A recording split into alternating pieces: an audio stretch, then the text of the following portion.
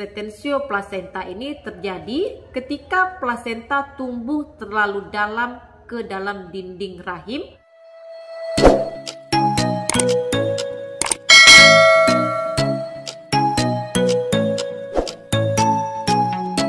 Assalamualaikum warahmatullahi wabarakatuh. Proses persalinan merupakan suatu rangkaian proses yang terdiri dari pembukaan serviks atau biasa juga dikenal dengan mulut rahim, kemudian kelahiran bayi, kelahiran plasenta, dan juga pemantauan 1 jam setelah melahirkan. Jika terjadi gangguan pada proses melahirkan plasenta, ini bisa dicurigai terjadinya retensio plasenta. Bersama saya Devi Febriani, perawat kamar bedah. Kali ini saya akan bahas secara lengkap mengenai retensio plasenta. Retensio plasenta merupakan suatu keadaan di mana plasenta tetap berada di dalam rahim dan belum dilahirkan selama 30 menit setelah melahirkan bayi. Jika hal ini terjadi, maka sangat berbahaya bagi ibu karena ini akan dapat menimbulkan komplikasi seperti infeksi serta kehilangan darah yang banyak. Dan retensio plasenta ini merupakan salah satu penyebab perdarahan pasca melahirkan. Dan jika tidak segera diatasi, akan menyebabkan terjadinya kematian pada ibu tersebut. Plasenta itu sendiri merupakan sebuah organ yang terbentuk di dalam rahim ketika masa kehamilan berlangsung dan berfungsi sebagai penyediaan nutrisi dan oksigen bagi janin di dalam kandungan. Normalnya plasenta akan keluar sendiri beberapa menit setelah bayi dilahirkan.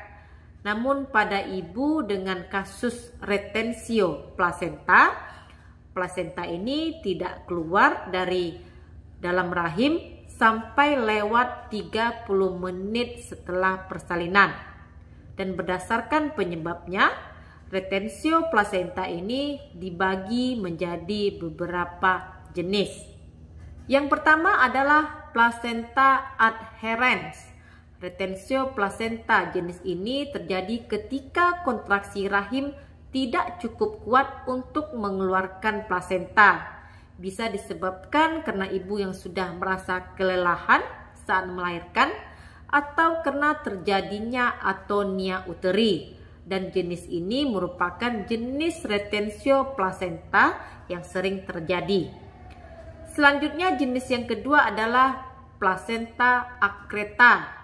Jenis retensio plasenta ini terjadi ketika plasenta tumbuh terlalu dalam ke dalam dinding rahim sehingga kontraksi rahim saja tidak dapat mengeluarkan plasenta.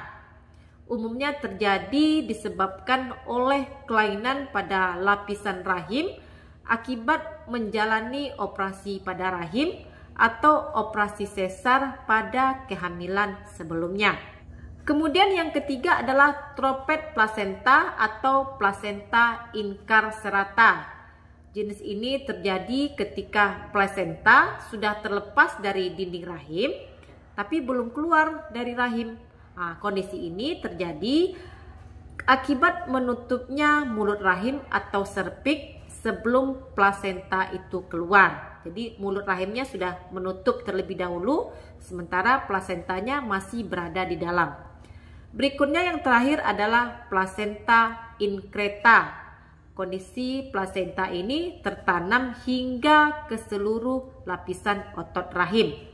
Beberapa faktor risiko terjadinya retensio plasenta pada ibu yang melahirkan adalah jika hamil ini berusia di atas 30 tahun, melahirkan sebelum usia kehamilan mencapai 34 minggu atau mengalami kelahiran prematur, kemudian mengalami proses persalinan yang terlalu lama, dan melahirkan bayi yang mati di dalam kandungan, memiliki bekas kuretase, kemudian memiliki kelainan anatomi pada rahim.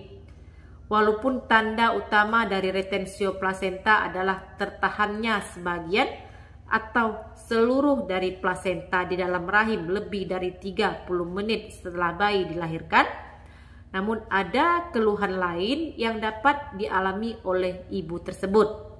Di antaranya adalah bisa mengalami demam, ini sampai menggigil, merasakan nyeri yang berlangsung lama, kemudian mengalami perdarahan hebat, dan keluarnya cairan dan juga jaringan yang berbau tidak sedap dari dalam vagina. Jika ibu melahirkan di rumah tanpa pengawasan dari tenaga kesehatan, waspadailah gejala yang sudah saya sebutkan tadi.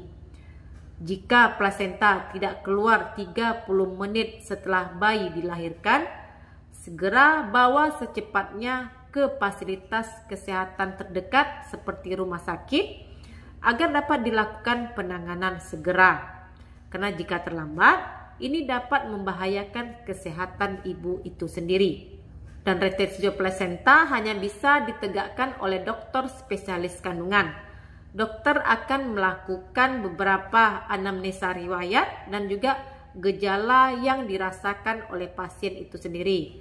Pemeriksaan juga bisa dilakukan dengan melakukan pemeriksaan USG dan juga pemeriksaan laboratorium untuk menilai apakah ada tanda-tanda infeksi.